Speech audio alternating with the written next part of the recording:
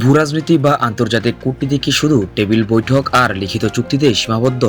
উত্তর হচ্ছে না। কখনো কখনো একটা দেশের নীরবতা, একটা বিশেষ আচরণ কিংবা পবিত্র ধর্মগ্রন্থের একটিমাত্র আয়াত হয়ে উঠতে পারে আন্তর্জাতিক রাজনীতির সবচেয়ে বড় কূটনৈতিক বার্তা। সম্প্রতি বিশ্ব রাজনীতিতে ঠিক এমনই এক অবিশ্বাস্য ঘটনা ঘটে গেল ইরানের মাটিতে। ইরানের প্রয়াত সর্বোচ্চ ধর্মীয় নেতা আয়াতুল্লাহ আলী খামেনির রাষ্ট্রীয় শেষকৃত্য অনুষ্ঠানে বিশ্বের বিভিন্ন দেশ থেকে প্রতিনিধিরা যোগ দিয়েছিলেন। কিন্তু সেখানে ইরান কর্তৃপক্ষ প্রতিটি দেশের প্রতিনিধিদের সামনে পবিত্র কোরআন থেকে আলাদা আলাদা নির্দিষ্ট কিছু আয়াত তেলাওয়াত করে শোনায়। বিশ্লেষকেরা বলছেন এটা কোনো সাধারণ তেলাওয়াত ছিল না, বরং এই আয়াতের আড়ালে লুকিয়ে ছিল প্রতিটি দেশের জন্য ইরানের একটি গভীর মনস্তাত্ত্বিক ও কূটনৈতিক বার্তা। যেমন সৌদি আরবের প্রতিনিধি দলের সামনে পড়া হয়েছিল এমন আয়াত যা কাফের বা অবিশ্বাসীদের মুখোমুখি হওয়াকে নির্দেশ করে।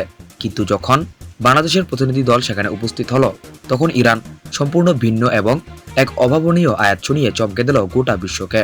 সেদিন আসলে বাংলাদেশের এই প্রতিনিধি দলটির সামনে কোন আয়াত পড়া হয়েছিল? কেনই বা বিশ্লেষকরা একে বাংলাদেশের জন্য এক বিশাল সম্মান ও বার্তা হিসেবে দেখছেন? এবং সেদিন ইরানের প্রেসিডেন্ট এবং বাংলাদেশের স্পিকার ও বাংলাদেশের বিরোধী দলীয় নেতাদের সঙ্গে কি গুরুত্বপূর্ণ আলোচনা হয়েছিল?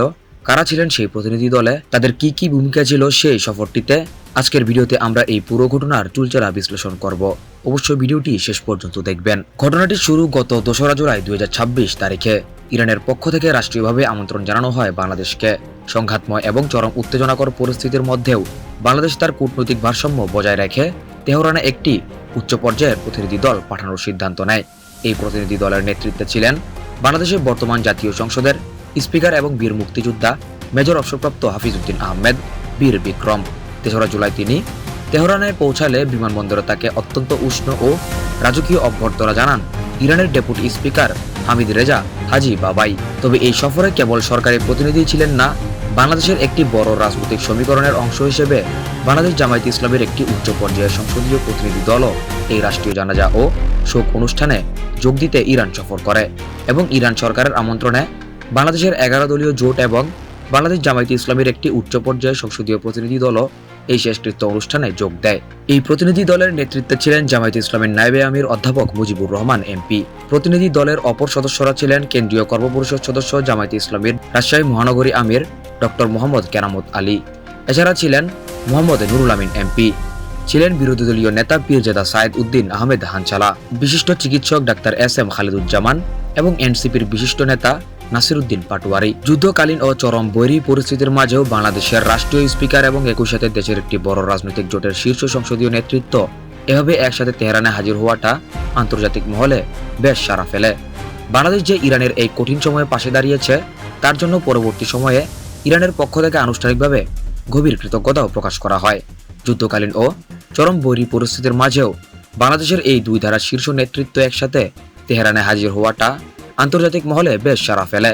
বাংলাদেশ যে ইরানের এই কঠিন সময়ে পাশে দাঁড়িয়েছে, তার জন্য পরবর্তী সময়ে ইরানের পক্ষ থেকে আনুষ্ঠানিকভাবে গভীর কৃতজ্ঞতা প্রকাশ করা হয়। এবার আসা যাক সবচেয়ে রোমাঞ্চকর এবং আলোচিত অধ্যায়ে। তেহরানের ইমাম খোমেনি গ্র্যান্ড মুসাল্লায় যখন বাংলাদেশের স্পিকার হাফিজউদ্দিন আহমদ শ্রদ্ধা নিবেদন করতে যান, তখন লাউড স্পিকারে তেলাওয়াত করা হয় পবিত্র কোরআনের সূরা আল আহজাবের 23 নম্বর আয়াত। আয়াতটির অর্থ অত্যন্ত গভীর ও শক্তিশালী। মহান আল্লাহ তাআলা বলেছেন, মুমিনদের মধ্যে এমন অনেক পুরুষ রয়েছেন যারা আল্লাহর সাথে যে অঙ্গীকার করেছিলেন তা সত্যে পরিণত করেছেন। তাদের কেউ কেউ নিজেদের দায়িত্ব পূর্ণ করেছেন শাহাদাত বরণের মাধ্যমে, আর কেউ কেউ শাহাদাতের অপেক্ষায় রয়েছেন। তারা নিজেদের সিদ্ধান্তে কোনো পরিবর্তন করেননি। ইসলামিক স্কলার এবং আন্তর্জাতিক রাজনৈতিক বিশ্লেষকরা এই আয়াত নির্বাচনের পেছনে গভীর কূটনৈতিক রহস্য খুঁজে পেয়েছেন। বিশিষ্ট ইসলামিক চিন্তাবিদদের মতে ইরান প্রতিটি দেশের বর্তমান রাজনৈতিক অবস্থা এবং প্রেক্ষাপট বিবেচনা করে আয়াত নির্ধারণ করেছিল। বাংলাদেশের জন্য এই আয়াতটি পড়ার মূল কারণ হিসেবে দুটি বিষয়কে সামনে আনা হচ্ছে। প্রথমত, অবিচলতার স্বীকৃতি ও সম্মান। বাংলাদেশ ও ইরানের সম্পর্ক বহু শতাব্দী প্রাচীন। আন্তর্জাতিক পরাশক্তিগুলোর নানা চাপ থাকা সত্ত্বেও বাংলাদেশ ইরানের সাথে তার বন্ধুত্বের নীতিতে অবিচল থেকেছে। এই আয়াতের মাধ্যমে ইরান প্রকারান্তরে বাংলাদেশের এই সিদ্ধান্তে পরিবর্তন না করার নীতি এবং বন্ধুত্বকে সর্বোচ্চ সম্মান জানিয়েছে। দ্বিতীয়ত, ঐতিহাসিক ও আদর্শিক বার্তা। বিশ্লেষকরা বলছেন, বাংলাদেশে অতীতে যারা ইসলামের পক্ষে কথা বলতে গিয়ে বা দেশের সার্বভৌমত্ব রক্ষা করতে গিয়ে জীবন দিয়েছেন বা রাজনৈতিক নির্যাতনের শিকার হয়েছেন, এই আয়াত যেন তাদের সেই আত্মত্যাগের প্রতি এক পরোক্ষ শ্রদ্ধা। একই সাথে ইরান বর্তমানে মধ্যপ্রাচ্যে যে একাকী লড়াই চালাচ্ছে, সেখানে তারা মুসলিম উম্মাহর অংশ হিসেবে বাংলাদেশকে একটি সাহসী ও অবিচল অবস্থানে দেখতে চায়। এই আয়াত ছিল তারই একটি প্রচ্ছন্ন কূটনৈতিক আহ্বান, যেখানে অন্য অনেক মুসলিম দেশের প্রতিনিধি দলকে তাদের দ্বিমুখী নীতির জন্য কঠোর ও সতর্ক বার্তামূলক আয়াত শোনানো হয়েছে।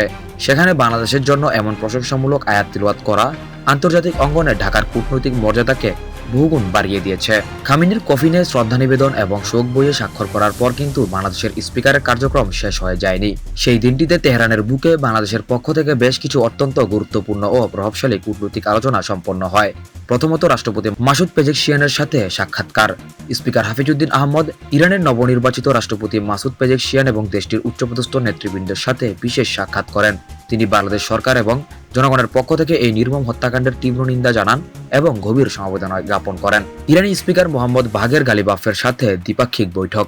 সেদিন সবচেয়ে গুরুত্বপূর্ণ ঘটনা ছিল ইরানের পার্লামেন্টে স্পিকার মোহাম্মদ বাঘের গালিবাফের সাথে স্পিকার হাফিজউদ্দিন আহমেদের একান্ত দ্বিপাক্ষিক বৈঠক।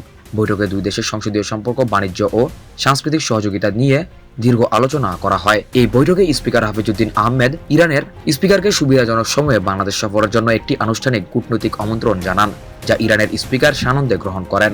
ইরান ইউএস শান্তি প্রক্রিয়ায় প্রশংসা ও বাংলাদেশের অবস্থান। বৈঠকের একটি বড় অংশ জুড়ে ছিল ভূ রাজনীতি।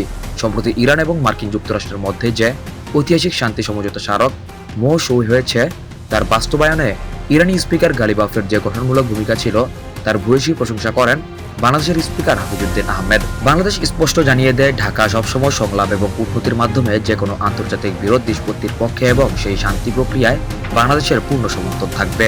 রাজনীতি এবং কূটনীতির বাইরেও সেদিন বাংলাদেশ দুটি তারক ক্ষেত্রে বড় সাফল্য পায়। ক্রিকেট ও ক্রীড়াক্ষেত্রে নতুন দিগন্ত একটি বড় কারণ। ইরানের ক্রীড়ামন্ত্রী আহমদ দুনিয়া মালি বাংলাদেশের স্পিকারের সাথে একটি বিশেষ বৈঠক করেন। আমরা সবাই জানি বাংলাদেশ ক্রিকেটে অনেক এগিয়ে রয়েছে।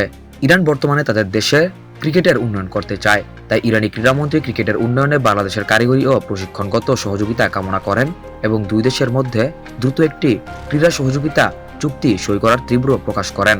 রেডিও ইরান সাক্ষাৎকার ও প্রবাসীদের আশ্বস্তকরণ। সফরকালে স্পিকার হাফিজউদ্দিন আহমেদ রেডিও ইরানের বাংলা বিভাগে একটি দীর্ঘ সাক্ষাৎকার দেন। সেখানে তিনি দুই দেশের সম্পর্কের ভবিষ্যৎ তুলে ধরার পাশাপাশি ইরানে কর্মসংস্থানে থাকা হাজার হাজার প্রবাসী বাংলাদেশির কনসুলার ও আইনি সুযোগ সুবিধা বৃদ্ধির বিষয়ে কথা বলেন। তিনি প্রতিশ্রুতি দেন যে দেশে ফিরে তিনি প্রবাসী কল্যাণ ও পররাষ্ট্র মন্ত্রণালয়ের মাধ্যমে ইরানে থাকা বাংলাদেশিদের সেবার মান বাড়াতে দ্রুত কার্যকরী পদক্ষেপ নেবেন। গত 5 জুলাই 2026 তারিখ রাতে স্পিকার হাফিজউদ্দিন আহমেদ সফলভাবে এই ঐতিহাসিক সফর শেষ করে ঢাকায় ফিরে আসেন। কিন্তু এই সফরের রেশ এবং তেহরানের এই গ্র্যান্ড মুসাল্লায় বাংলাদেশের উদ্দেশ্যে তিলাওয়াত করা সূরা আল আহজাবের 23 নম্বর আয়াতের গুঞ্জন এখনও বিশ্ব কূটনীতিতে আলোচনার কেন্দ্রবিন্দুতে রয়েছে। ইরান এই আয়াতের মাধ্যমে বিশ্বকে দেখিয়ে দিল যে যারা কঠিন পরিস্থিতিতেও তাদের নীতি ও বন্ধুত্বে অবিচল থাকে, ইরান তাদের কতটা সম্মান করে। একই সাথে বাংলাদেশের শীর্ষ নেতৃত্বের এই দূরদর্শী সফর প্রমাণ করে যে আন্তর্জাতিক রাজনীতিতে বাংলাদেশ এখন আর কোনো নিষ্ক্রিয় দর্শক নয়, বরং একটি স্বাধীন, সার্বভৌম ও মর্যাদাপূর্ণ কণ্ঠস্বর। তো দর্শক, ইরানের এই বিশেষ আয়াত শোনানো এবং বাংলাদেশের এই সফরকে আপনারা কিভাবে দেখছেন? ইরানের এই গোপন বার্তার গভীরতা আসলে কতটুকু? কমেন্ট সেকশনে আপনার মূল্যবান মতামত অবশ্যই জানাবেন।